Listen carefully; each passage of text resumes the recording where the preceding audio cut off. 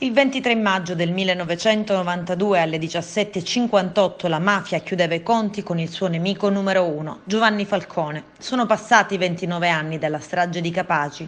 Più di 400 kg di tritolo piazzati sotto un cunicolo dell'autostrada Punta Raisi-Palermo ridussero in cenere la Fiat Croma bianca guidata dal giudice, con accanto la moglie Francesca Morvillo e sul sedile posteriore l'agente Giuseppe Costanza, che si salverà.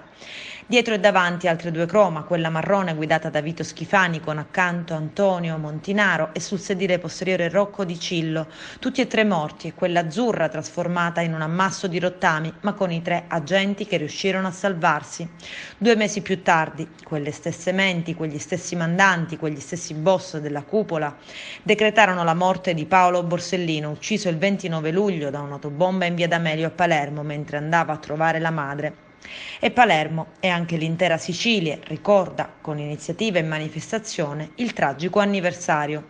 Momento clou all'aula bunker del Lucciardone, dove venne celebrato lo storico maxi processo a Cosa Nostra. Il presidente della regione siciliana, Nello Musumeci, ha accolto ieri mattina, assieme al presidente dell'Assemblea regionale Gianfranco Miccichè e al sindaco di Palermo, Leoluco Orlando, il presidente della Repubblica, Sergio Mattarella.